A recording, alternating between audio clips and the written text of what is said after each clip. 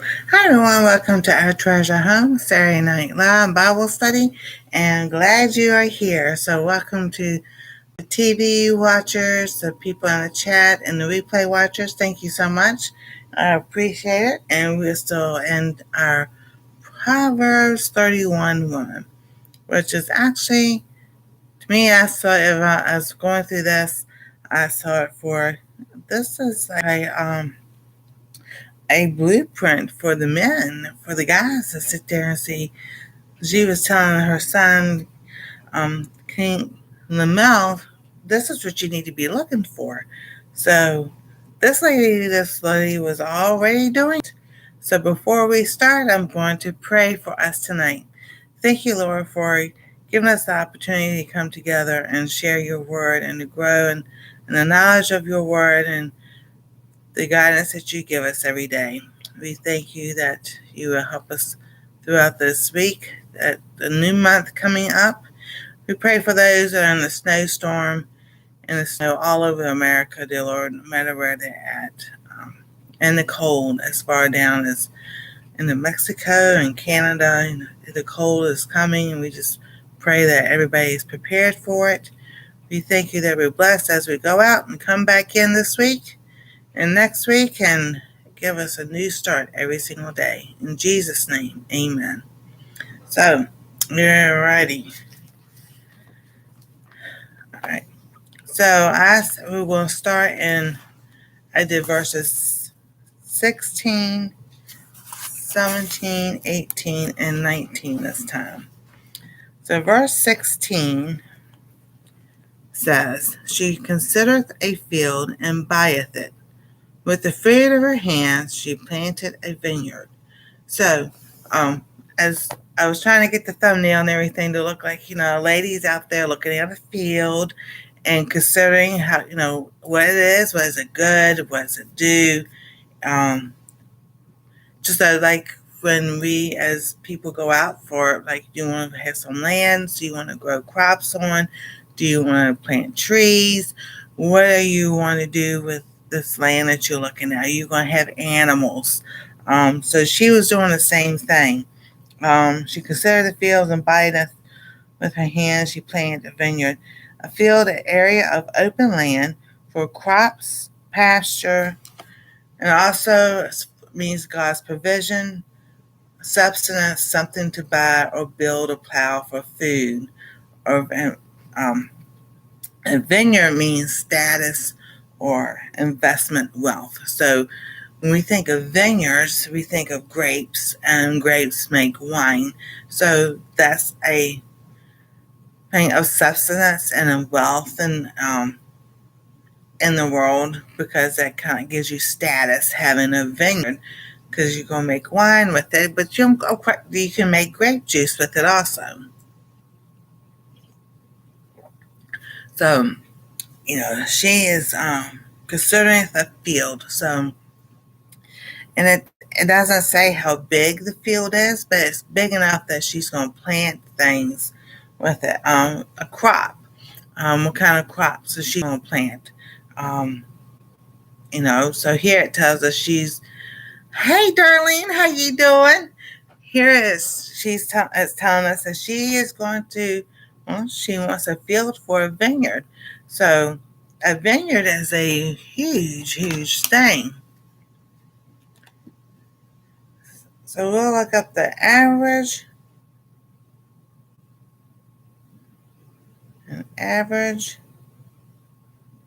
How will we put that? Field for a vineyard. Or how big that would be. An average vineyard size ranges from 1 to 5 acres. For hobbyists, I don't think she's going to do it as a hobby. Typical vine spacing is 6 to 8 feet between plants, 8 to 12 feet between rows, with 1 acre holding roughly 500 to 1,000 vines. Yields average 4 tons per acre, with a range of 1 to 12 tons depending on management. All right, so a small commercial is 5 to 10 acres is generally required to start a viable small scale or direct to consumer commercial operation. Alright, so then an average product metrics, a yield per acre is 4 tons, fruit per vine is 15 to 20 pounds. So anything more, you know, so 5 to 10 acres is, and that's small commercial. So a small farm, a field could, well, that could have been 1 to 5 acres, but if she's planning on selling it for profit and making money for her family to provide for her family, you know, most likely it's the 5 to 10 acres as a field that she is looking for. And, you know, and a lot of people, you know, homesteaders, farmers, and all, they look at the big acres and everything. There are people who do it on a small acre, from 1 to 5 acres, and that's all. That's what they want. They don't want the huge acres, or if they have the acres, they use that as a buffer from to give privacy and everything. My hair is all kind of ways. So she goes out there and she looks at different fields and everything, and my hair is just really kind of crazy tonight. Look at a field to buy because she's going to plant a vineyard. So then it says in verse 17, she girdeth her loins with strength and strengthened her arms. So girding her loins with strength. Loins is your area of your body from between your ribs and your hips. So the waist. So from here down to like the middle of your thigh is your loin area. And so she strengthens that area. Think of like you doing crunches, you know, or side to side moves when you exercise, different things like that. So she's doing things that will strengthen up around her loin area, which will help her back. So the body between the lower ribs and the hips, the waist, as represents the seat of a physical strength, proactive power, and source of descendants, lineage, preparedness, and action, lower back, reproductive organs, strength is procreation and readiness for action, prepare for action or exertion. So, you know, and you do anything, you know, you strengthen up your body. Like, so people who do karate or any type of, I think of kung fu and things like tai chi and everything, they always talk about the core. We call it the core now. It's still the loin area.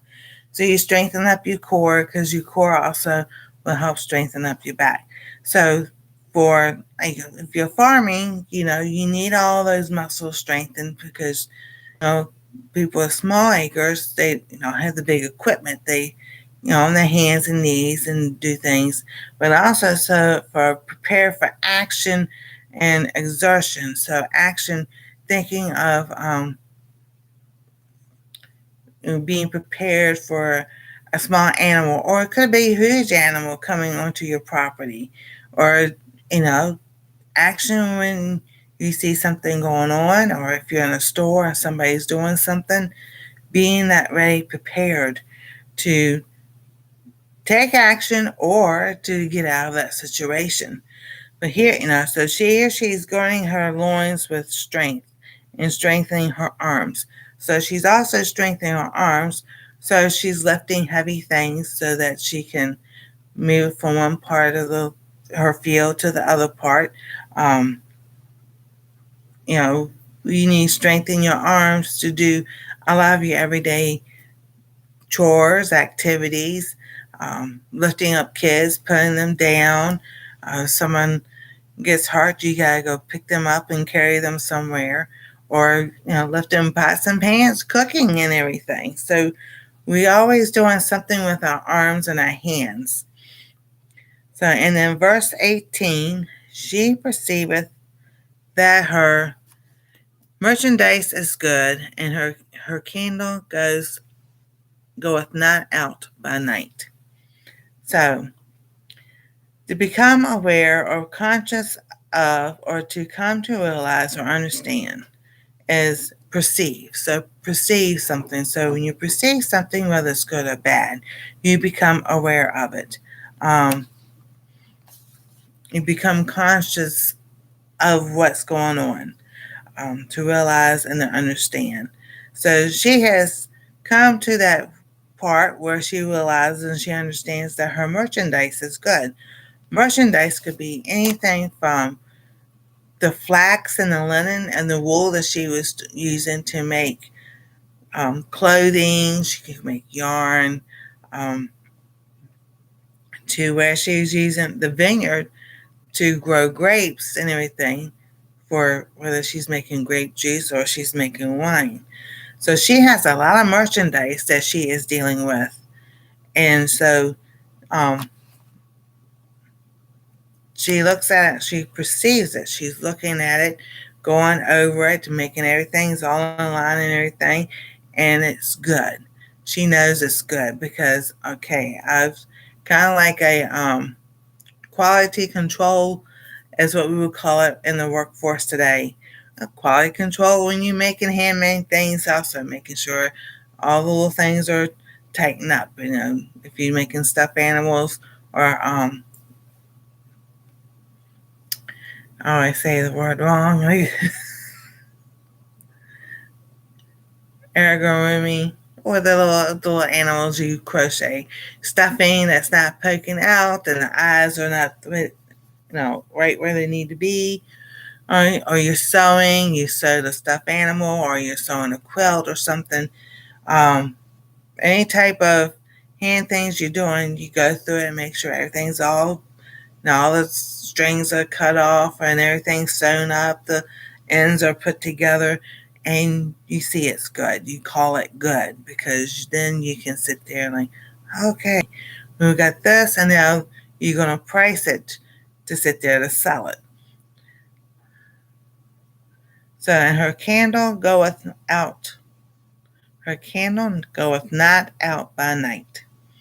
Okay, so peculiar, something in a peculiar way regarded as merchandise, goals to be bought or sold to promote the sales good. All right, so her candle goeth not out by night. Um, I don't think that part is actually talking about, like, the saying is don't burn the candle at both ends. So because a lot of people work 2 or 3 jobs and think, oh, this will be easy because I'm already up all night and everything. And I've done that. I've worked the 2 or 3 jobs, sometimes 4, and it's like within 3 months, you're so tired, you don't know which way you're going. So I don't think it's talking about that. I think what it's talking about is that even though she is resting at nighttime, she's still aware of things that goes on. Um, even if she gets up in the middle of the night, 'cause a lot of times some of us get up in the middle of the night. You check on things, make sure the doors are still locked, everybody's still asleep, and everything. So, and you're checking to make sure, like, the heat is still on, there's power still on. We think of the snowstorms right now, people losing power. Now you get up in the middle of the night, make sure the fireplace is still going. So I think it's things like that. Those are little things, just making sure that everybody's home, everybody's safe, and everything. So that's the way that your candle doesn't go out by night. Not that you are constantly on working 24 hours a day, because you will get tired and then you'll be sleeping, and then that's not good. You're trying to drive and sleep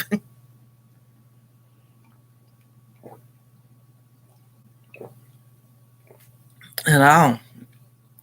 So that's I would be my understanding of her candle goeth not out by night. Not that she's up all day long and up all night long. It's just that if she happens to wake up in the middle of the night, she's checking on things, making sure everything's okay and everything, and she goes back to bed.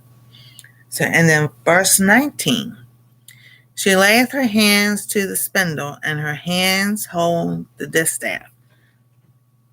So here it talks about a spindle. So she has a spindle, and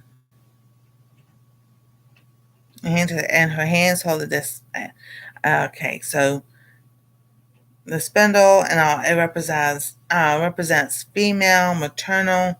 Spindle is spinning. A staff it holds the flax.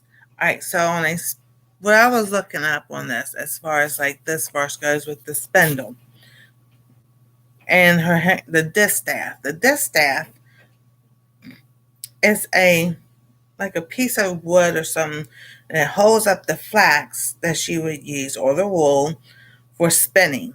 So there's a type of tool that they would use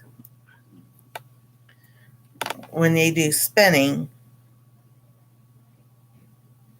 Let's see here, parts.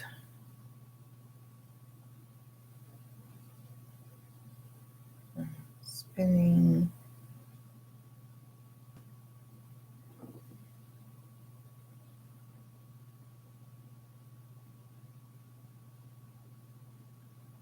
All right, so right here, here's what a spinning wheel looks like. Okay.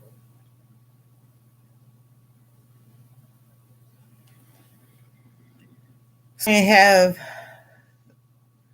says the mother of all the maidens, flyer, bobbin, orifice, the battle legs, footman, and drive wheel.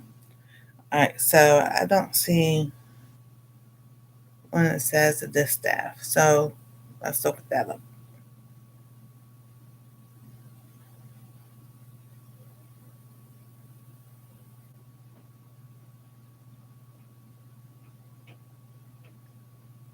Okay, so I understand that. All right, so here's the distaff. It is actually a piece of wood that is hold on to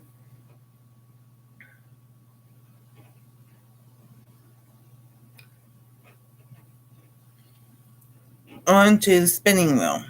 So it's right there at the top. So as that spins, it's holding so she's using flax to sit there and spin into wool or material and everything, and it'll go up on it. And it'll look like, so she holds the wool, it holds the wool. So as she's spinning, all right, so spinning belt with distaff. So that's what I was thinking. Because,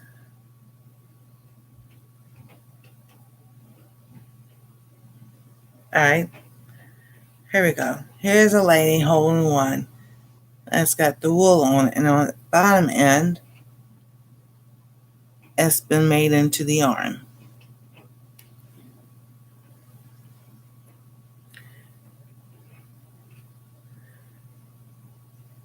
So when it talks about she layeth her hands to the spindle, so the wool and the flax that she has got purchased and everything, now she is taking that and she is making the yarn or whatever product she's making with the spindle. Well, we know from previous, you can look on Google like I did or YouTube and see how people use a spindle to sit there and take wool and turn it into yarn.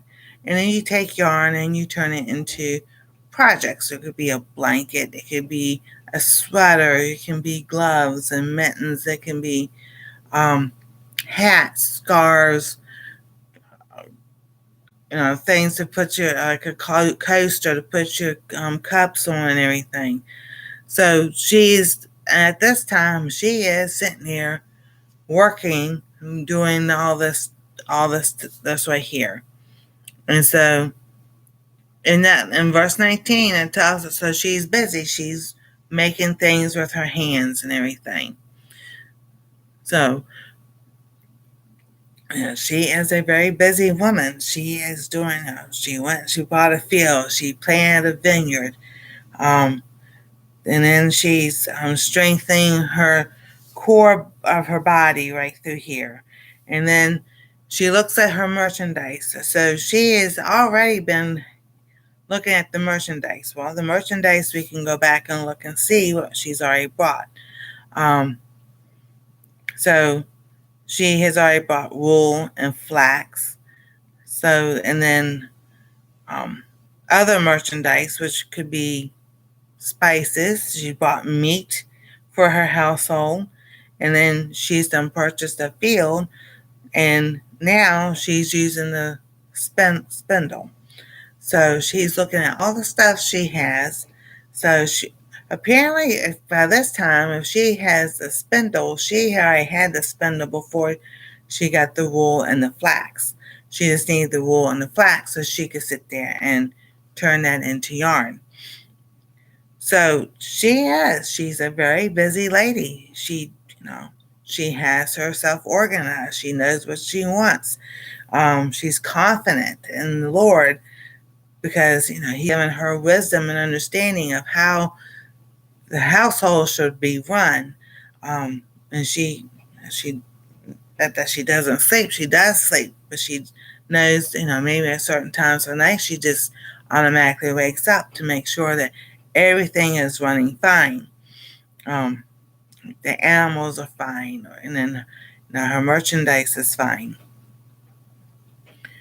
Because as soon as her merchandise is good, her candle goeth not out by night. So when I was growing up, and we were taught, I was like, how do you do that? Because we need sleep. Because I've tried doing those marathon days, so no sleep, and there's no way possible. So to me, that candle not goeth out by night doesn't mean that she doesn't rest. She gets her rest, but she wakes up. She's going to make sure everything's taken care of. And it could also mean that, the reason why she's able to do that is she knows that she needs sleep, and she needs a certain amount of sleep to take care of people and everything, because we learned back up in the verse 15, she rises also while it's yet night, and giveth meat to her household, and portion to her maidens. So that's where 15 and 18 would come together when it's talking about her candle doesn't go out, because she does wake up. She makes sure that, if it's a baby, the baby needs to be fed. Maybe a diaper needs to be changed or something, or somebody's sick and she needs to take care of them. So she is also, she is very busy. She knows she needs a certain amount of sleep, but she knows if she's sleeping and something's going on, she wakes up to take care of it. And it's just like, well. So, this can go for, us ladies who go out and work and come home and take care of the household, or as a stay-at-home mom. This is, and like I said, King Lemuel wrote this down because his mom was telling him, this is what you want to look for in a wife. This is the criteria. And here we go about, and he go about what he needs to be looking for. I'm not going to go further than 19 because 20 to 31, I can divide that up in like 21, 20, 21, 2 to 3 to 4. Yeah, 5 verses next week and the 5 verses the following week. So I still wanted to do it in a series. But I think it's very interesting. She tells the king, this is, what you shouldn't be doing. So, us ladies, we can take from this also, from the very beginning, from when she tells him, what my son, and what the son of my womb, and when the son of my vows, give not thy strength unto women, nor thy ways to which destroyeth kings. So you have to look.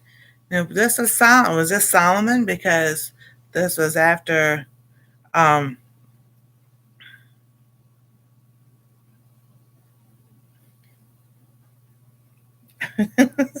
got his names. Samson. You know how Samson and Delilah. Samson gave his secret away about the strength of his hair. And so whether it's Solomon or Hezedek or Zek,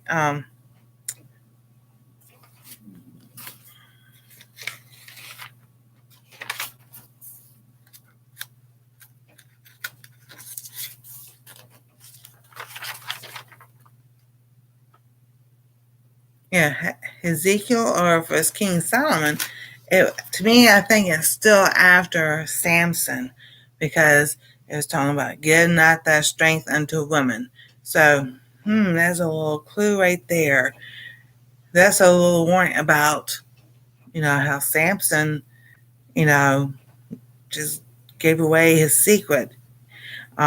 So, and then, nor thy ways to which destroyeth kings. So, what ways were destroying kings back then? Can we take it and apply it to our lives today? To the guys now, what is she trying to tell them? And then give that. So, verse 4, it is not for kings, O Lamel, it is not for kings to drink wine, nor for princes drink strong drink. Okay, so she's telling the king, don't drink wine, don't strong drink, is, to be drunk and everything, that you don't know what you're doing, because here it goes. Lest they drink and forget the law and pervert the judgment of any of the afflicted. Give strong drink unto him that is ready to perish, and wine unto those that be of heavy hearts. Let him drink and forget his poverty, and remember his misery no more. So here she's telling the king not to be drunk. Don't get drunk. It's not good to drink wine. Wine was on special occasions like weddings and celebrations, not like an everyday drink. Though I'm quite sure they did. I'm just, what I know of and everything, and what can perceive from what she's telling him, not to sit there and drink wine, nor start and drink. So maybe not wine every day. No, different wines are for different things. There, like some countries, they have a glass of wine at dinner every single night. And it's hey Sue, how you doing? Now, is it one glass, or is it many glasses, or do you stop at one? And so that's something you can dig in deeper. Don't drink to where you forget, but give drink to someone who's ready to perish. So someone has perished. We learned was they're getting ready to pass away. They didn't have the medications and everything that we have now. So they gave them wine to drink so they wouldn't be in pain. And those who have a heavy heart. And I don't know about that, because the person's already sad enough as it is. It depends on the person, I guess. But to me, I would think that would make him even sadder. Be like that. And so let him drink and forget his poverty and remember his misery no more. So she was talking about helping the poor in there, and then open thy mouth for the dumb and the cause of all such as are appointed to destruction. Open thy mouth, judge righteously, and plead the cause of the poor and needy. So there she's giving an outline for what we should be, as ladies should be looking for, Um, he's not going to lose his cool. He doesn't drink strong drinks. Um, as like strong drinks for just getting plastered and not knowing what you're doing the next, what you did that night or the next day. Um, because, lest I drink and forget the law and pervert the judgment of any of the afflicted. So, yeah, she's saying don't drink to where you, it says, pervert the law. So you could be falling into temptations when you have had too much to drink and not knowing what you're doing, and then, get in a sticky situation and someone goes, oh man, you did this, this, and this. I'm like, no, I didn't. They go, yeah, you did. You were so plastered, you don't remember. So that's what she's telling him. Don't get to that point that people have to tell you what you did and you can't remember what you did. Um, so, here's a guideline not only for what the Proverbs, what he's supposed to be looking for, but here's something that we can go by also, um, to the point of this is for the guys and the girls, as a guideline.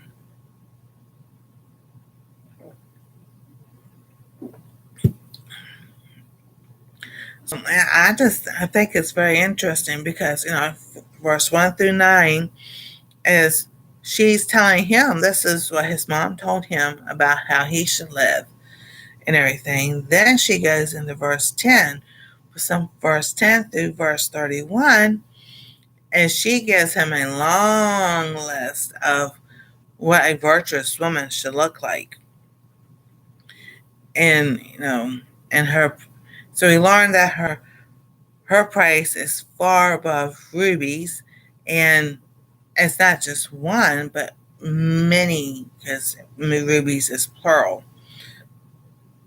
And then how the heart of her husband does trust her, and he had no need of spoil.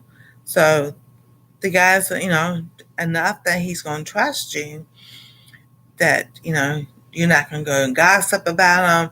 You're not going to say things about him if he says, let's do this way, and you're going to say, no, I don't want to do it that way.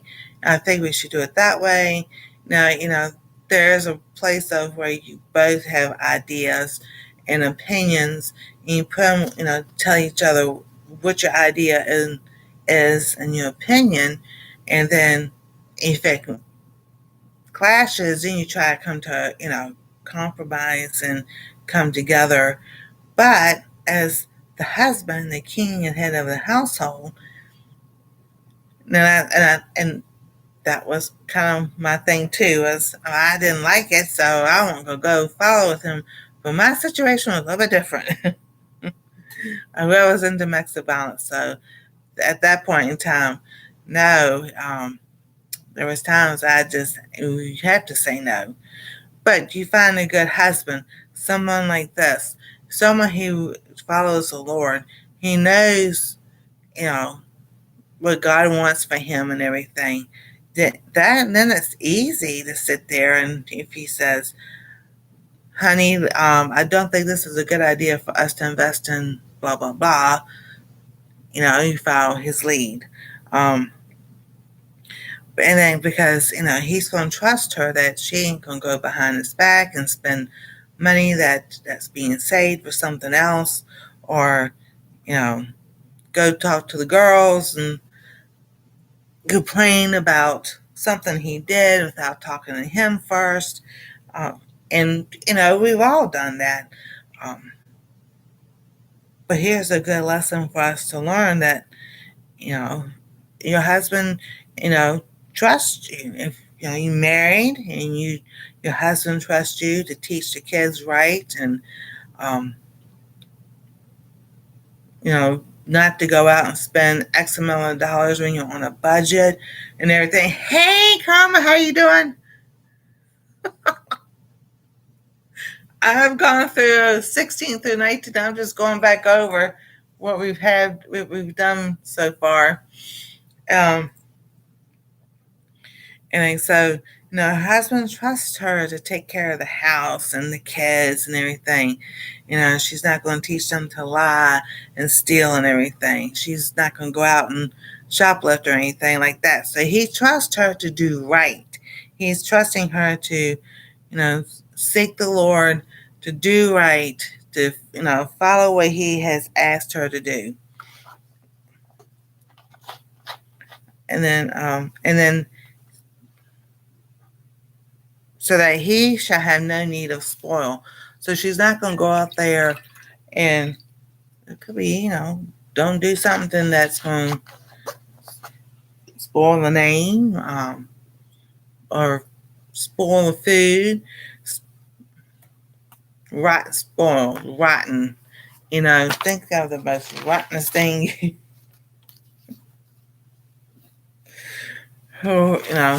Spoil means to rot, so it stinks. Let's see here.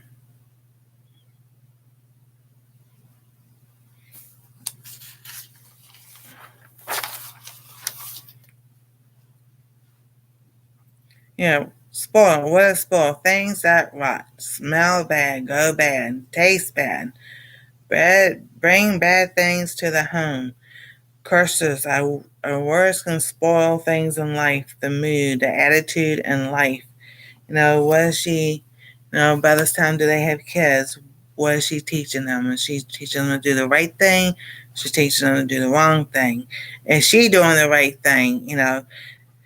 He trusts her that she's not going to spoil the life that they have.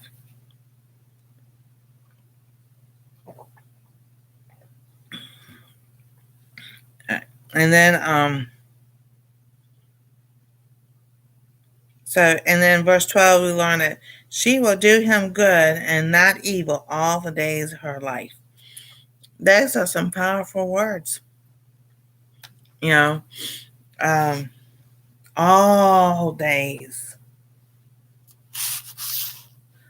days of her life. So whether she lives a very long life or she lives a short life, she's doing good for him. All days. Now, there's some days, you don't feel like doing good, or, but here that's what amazing woman, that she does good all days of her life. So, again, like all days, not some, not when she feels like it, not when things go her way, or she tricks him to do the things, or makes him feel guilty for his feelings or having a bad day or a situation at work, at home. No matter what, have a great attitude. So she has a great attitude all the days of her life. And I say, acknowledge there's a problem, acknowledge there's a situation, but don't dwell on it. And she doesn't do evil. So I didn't look up the word evil when I was doing those notes.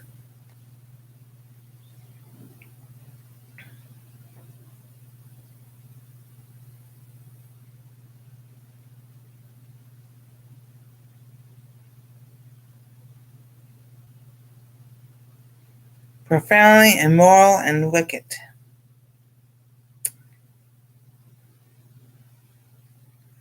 Morally reprehensible, sinful, wicked,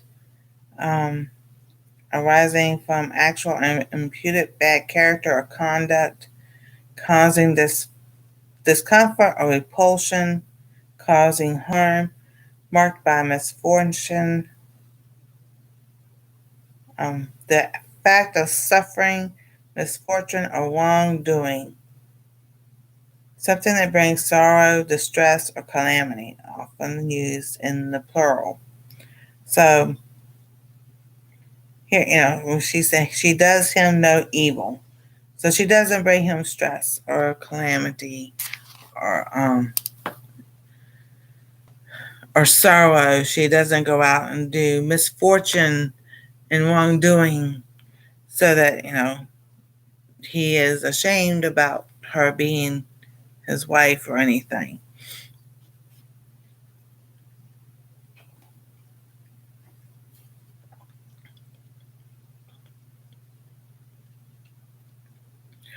So, our attitude can spoil a lot of things. Do we have a good attitude when something happens?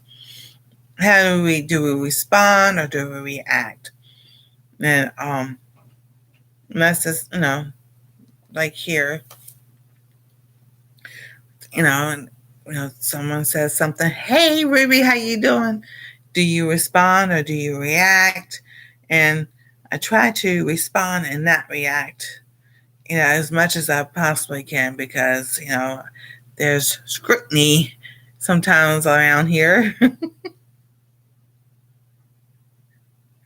So, especially with a young child, she's not young, but she is still a young child, and, you know, people telling her one thing, and I'm trying to teach her the right way. And so there's scrutiny. So when something's said, it's always how am I going to respond or react? So now, back in the day, I can tell you that I never responded very well sometimes. A lot of times I always reacted, and because that's just the way God made me. I am one, because when you out in the field, when you were doing security, you're doing EMS and everything, you have to react sometimes to a situation, because that's that situation. And then learning to sit there and respond takes a while to do. You know, Someone asks you a question, or they yell at you, or they have a bad attitude towards you, or it just be a bad attitude all the way around. Do you respond to that thinking, what I do? Or do you react to it like, what I do to you today? You just came downstairs, or do you respond and go, oh, are you all right? You seem like you're kind of upset about something. So, that's one way to, show grace to people. Now, there are times that there's a firm no that needs to be done, in a way that it's loving, but no, no, God says let your no be no, your yes be yes. And like I said, there's ways to go around about doing it. Um, so she doesn't do him evil all the days of her life. And then she seeketh wool and flax.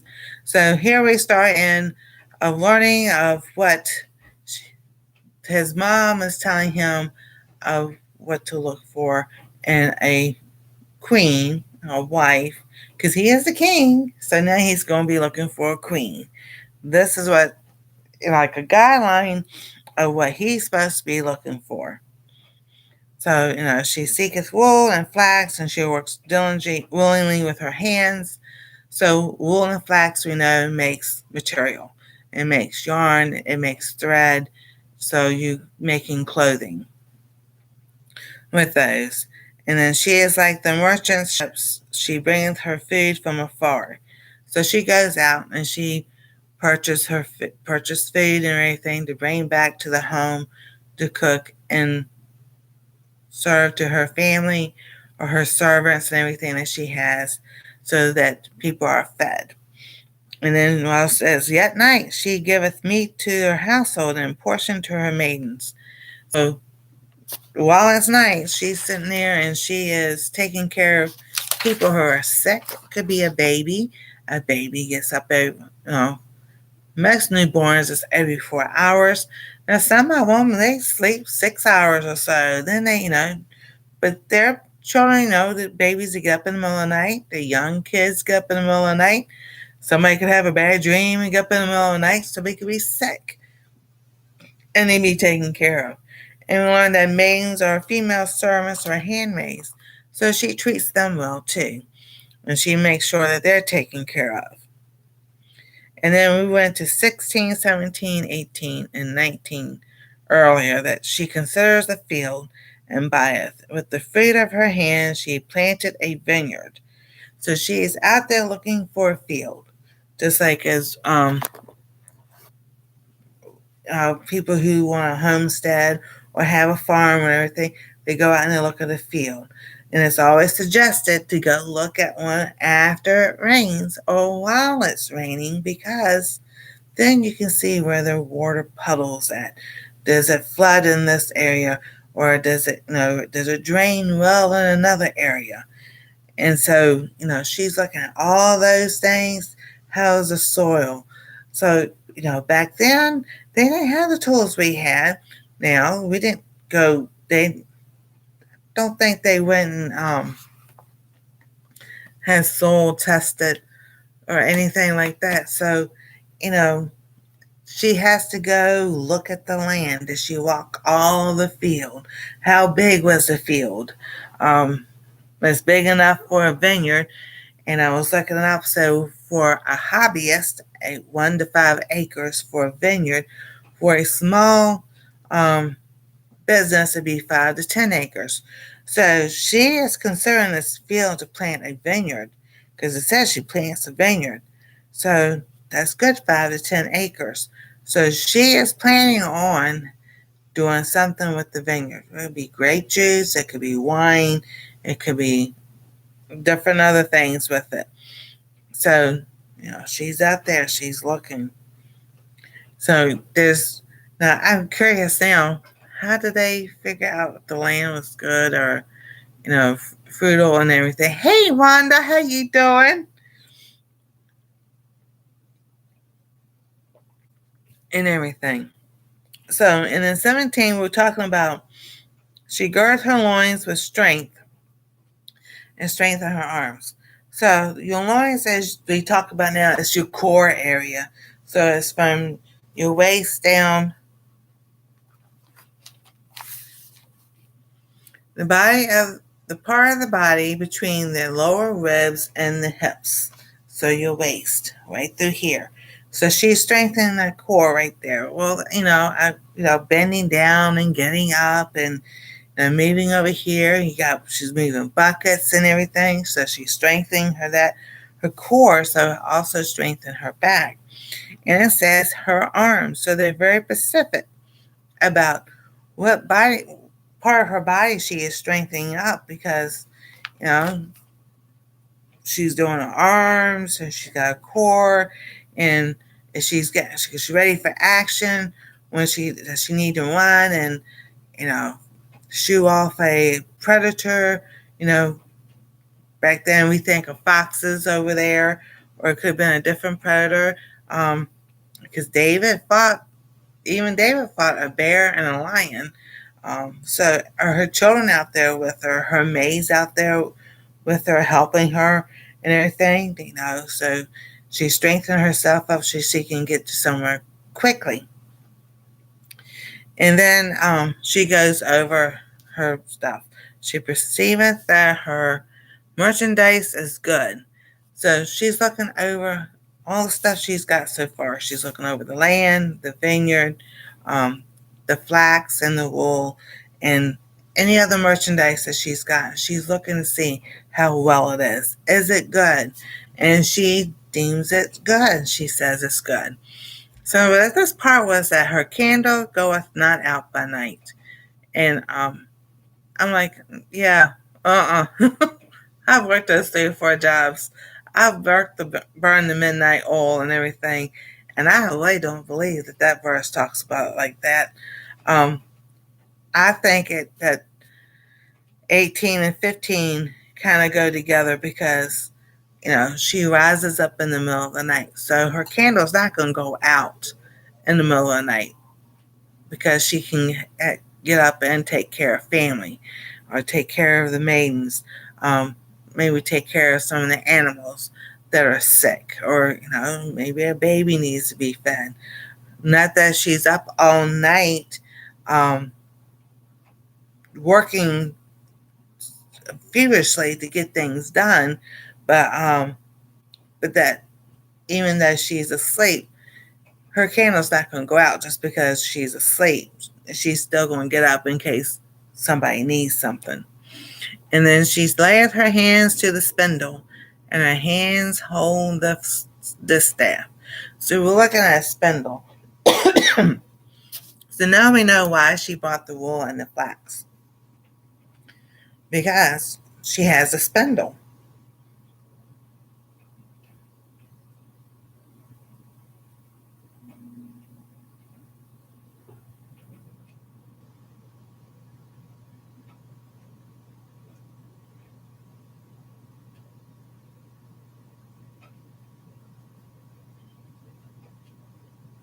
Okay. So here's a spindle. There we go. So, and then as I was looking at that and everything, it talks about the distaff.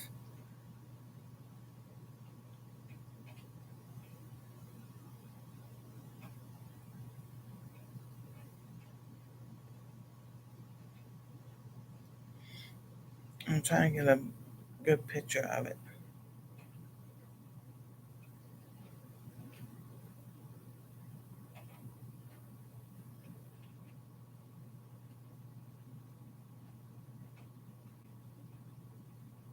So what I'm looking at is my understanding would be is that the distaff holds the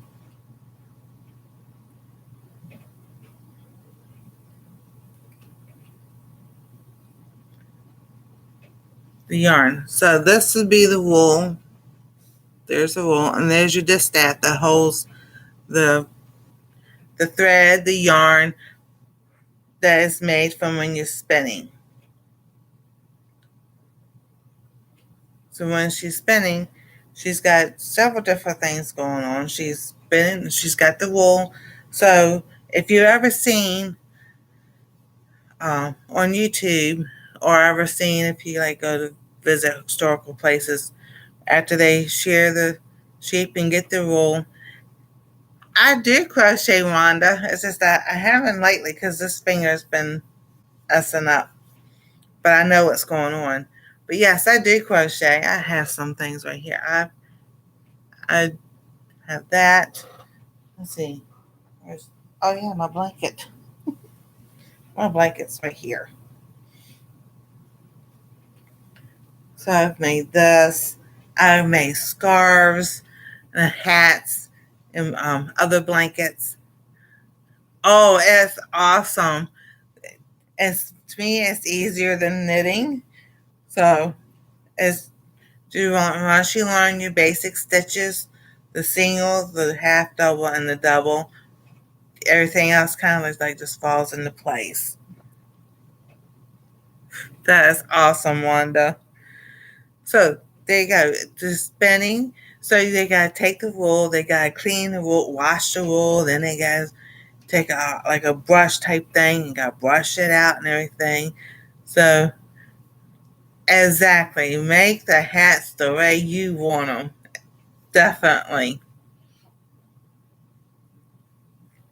That's what I like about crocheting. So many different things you could do, and so then it's spun into yarn, and then that yarn can be dyed or other things. So the yarn is dyed and everything. So you have color, and it's like that's a process. That is a very lengthy. Well, not well, it could still be lengthy now, but back then I'm quite sure it was lengthy process. Um, let's sit there and because mine we looked at that they only gather the shave the sheep or get the wool once a year. So, you know, that's a big process when they're doing that. And then, they got to do all the other stuff with the wool and everything because, all kinds of stuff can get into the wool and stick in it. So it needs to be washed and then combed and everything. Only thing I want to learn is to make my hats. I always did a pattern according to directions for the first time, and I wanted to do it and how I wanted to do it thereafter. There you go. Exactly. So, and then,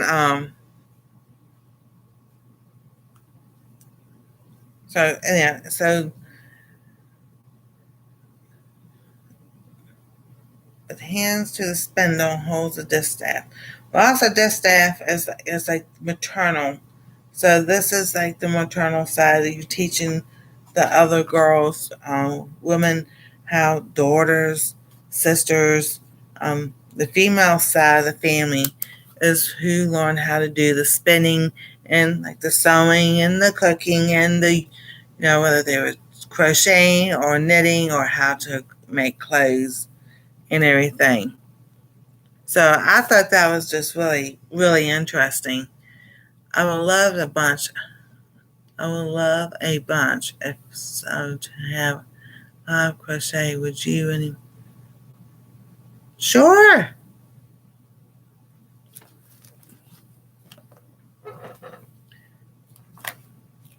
You want to get some people together to have a live crochet? Is that what you're talking about?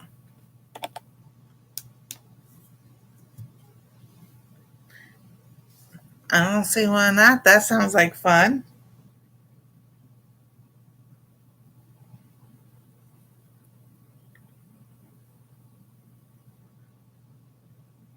I haven't done that in a while. I looked at my own live and I'm like, what?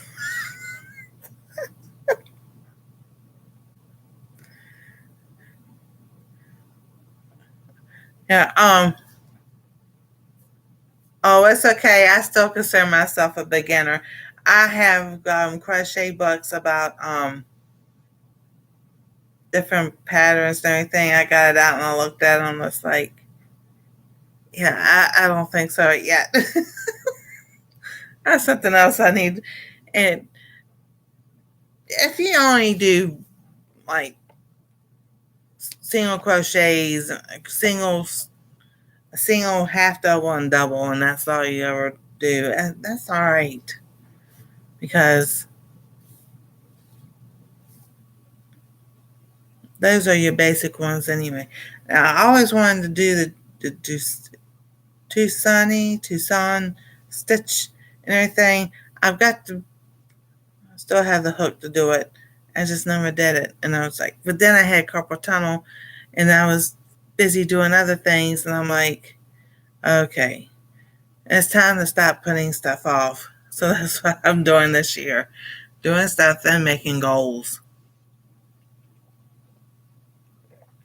and everything.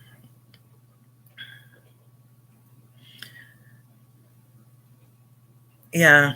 I was like, so I'll talk about my hand. I have had carpal tunnel release in this hand. And Wednesday, I was doing a live on the cooking channel. So I do, that's something else I want to announce. But I'll start doing lives Wednesday and Fridays on cooking dairy free and alpha-gal with Nancy. But I'll hop back on Wednesdays over here some also because of gardening and everything. And as I was looking the other day, I'm like, this finger with the alpha-gal, it always starts to itches and everything. And I noticed it's like, this felt kind of rough. And I'm like, all right, something going on there. With my pinky finger, and I was rubbing Anastasia's back, it kept catching like on the material. And I'm like, yeah, well, did this flare up and I didn't know it? And I'm like, sure enough, y'all can see that. It's like, looks like kind of rough and not crusty, but it's actually swollen.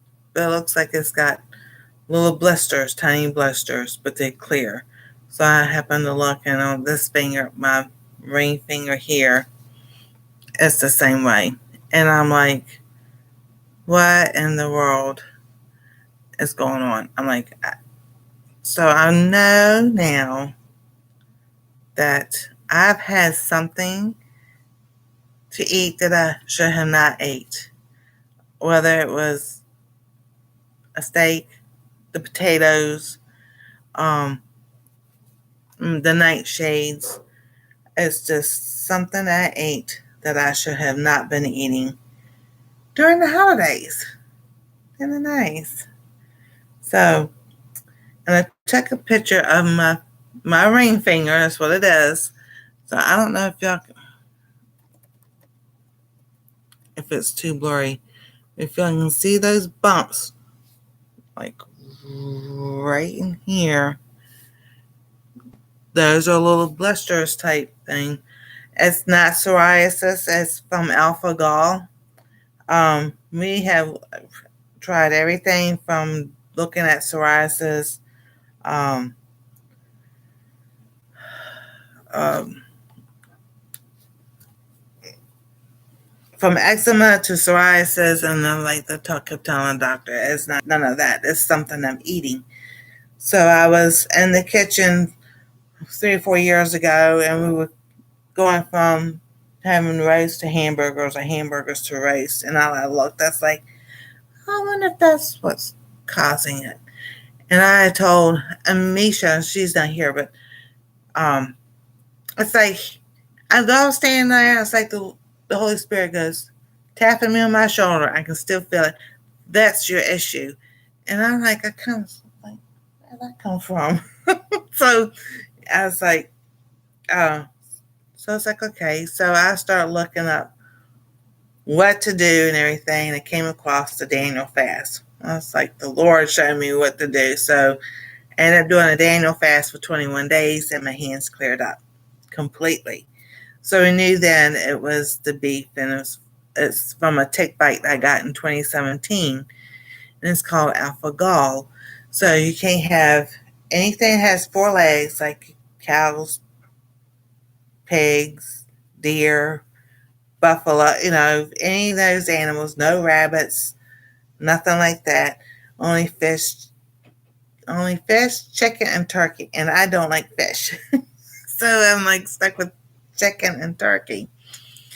But also because of having fibromyalgia and degenerative disc disease and different things, I have a lot of inflammation.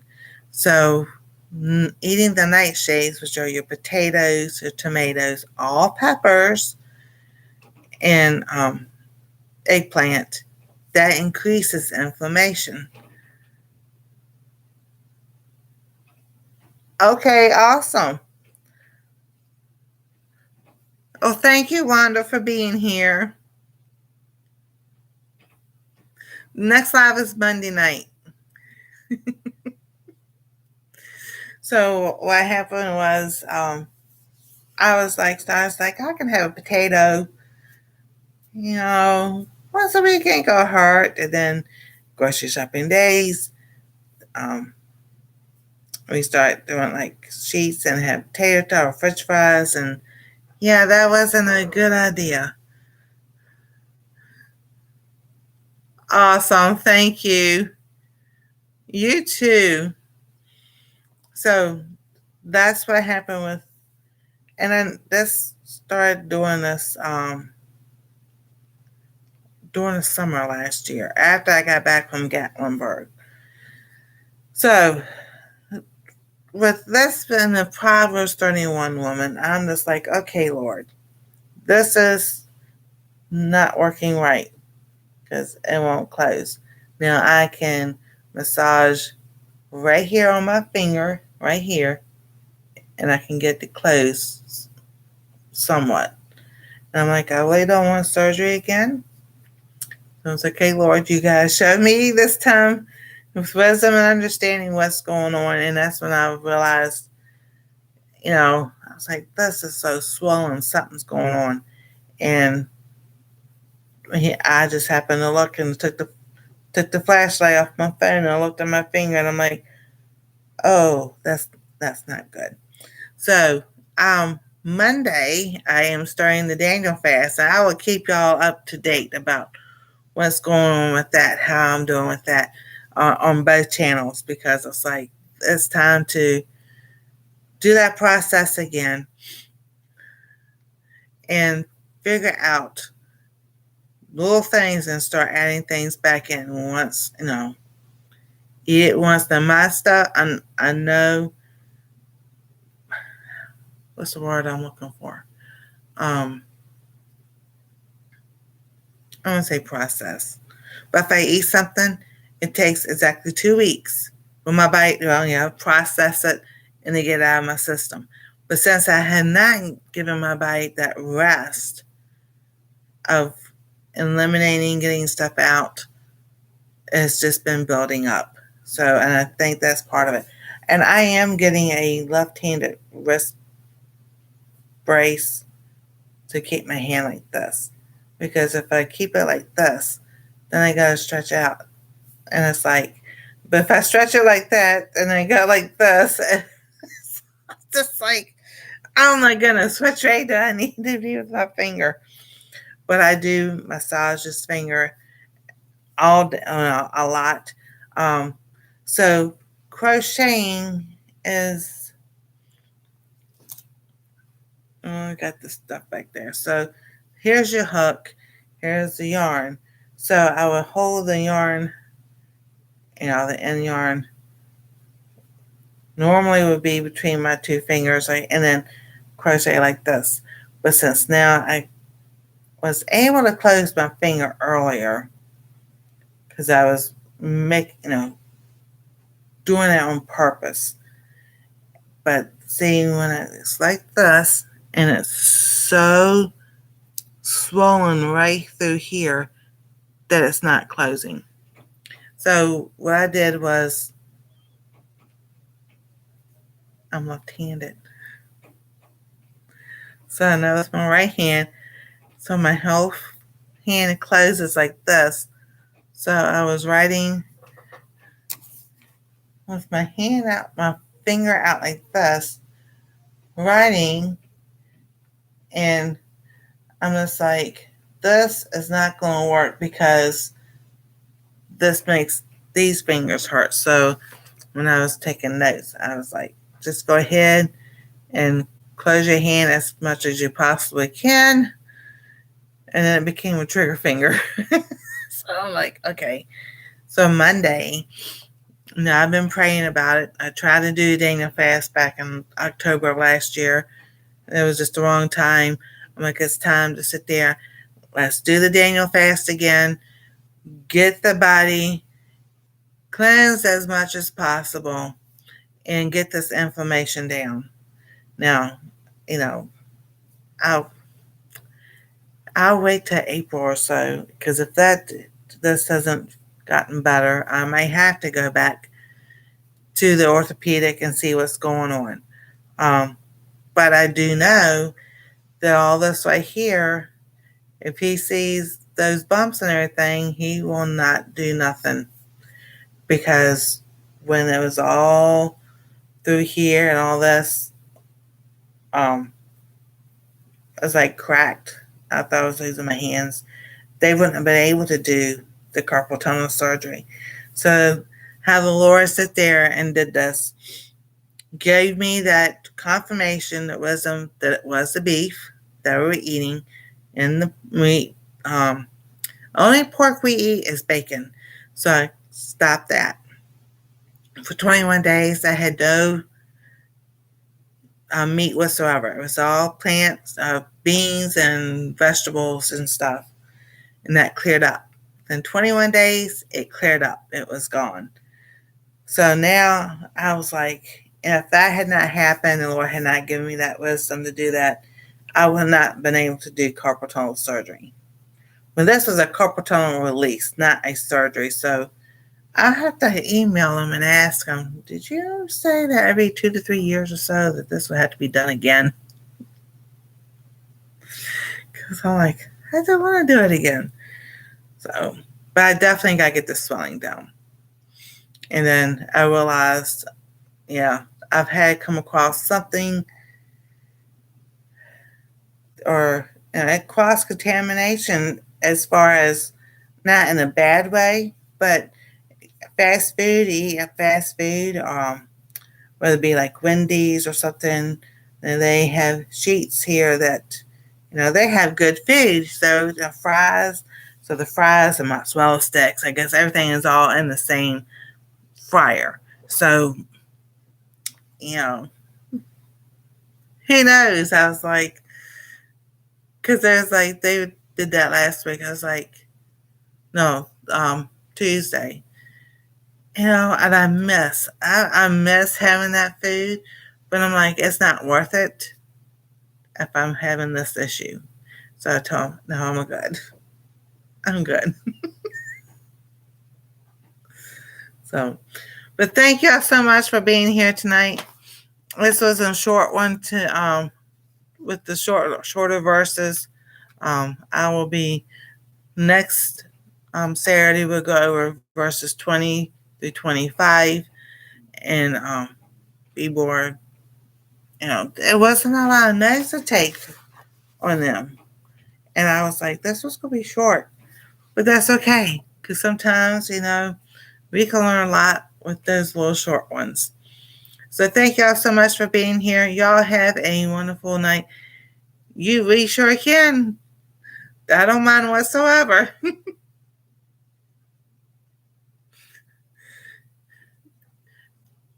After the live, message me. Y'all have a wonderful and blessed weekend. Tomorrow is February 1st, so Monday is Groundhog Day. I don't think you'll see its shadow.